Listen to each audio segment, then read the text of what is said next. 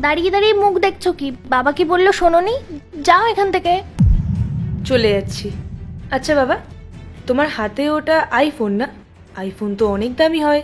হ্যাঁ, এটা অনেক দাম, এটা 1,00,000 টাকা। তুমি তো এটাও জানো না 1,00,000 টাকা কত শূন্য হয়। আমার এই জামাটা দেখছো? আমার এই জামার অনেক দাম। তুমি এরম জামা কখনো দেখোনি। আমার বাবা দেখেছে, কারণ আমার বাবা খুব রিচ। আমার বাবা আমার ইচ্ছা সব পূরণ করে। বাহ, এটা তো খুব ভালো কথা। আচ্ছা তুমি আমাকে একটা কথা বলো তো, আমি তো শুনলাম তুমি তোমার 20 জন বন্ধুকে পার্টি দিচ্ছ। ওদের খাবারের খরচা, তোমার লাইফস্টাইল, তোমার ড্রেস, তোমার ফোন, তুমি কি রোজ এভাবেই তোমার বাবার টাকা খরচ করাও? ও হ্যালো আন্টি, তোমার কি সমস্যা? আমার বাবা আমার জন্য খরচা করে।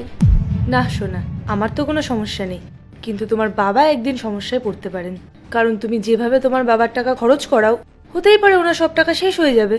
আর এটাও হতে পারে যে উনি তোমার ওপর খুব বিরক্ত হয়ে গেলেন, আর তোমার ওপর খরচা করা তো দূরের কথা, তোমার সাথে কোনো কথাই বললেন না। মানে?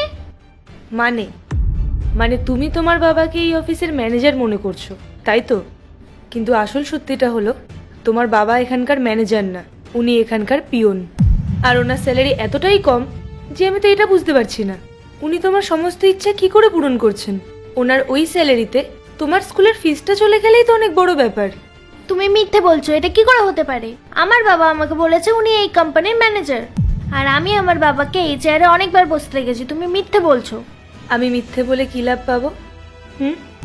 শোনো, আমি যা বলছি সব সত্যিই বলছি। আর তোমার যদি বিশ্বাস না হয় তাহলে ওই দেখো, এই অফিসে চারিদিকে সিসিটিভি ক্যামেরা লাগানো আছে। তুমি যদি চাও তাহলে আমি তোমাকে এই ল্যাপটপটাই ফুটেজ দেখাতে পারি।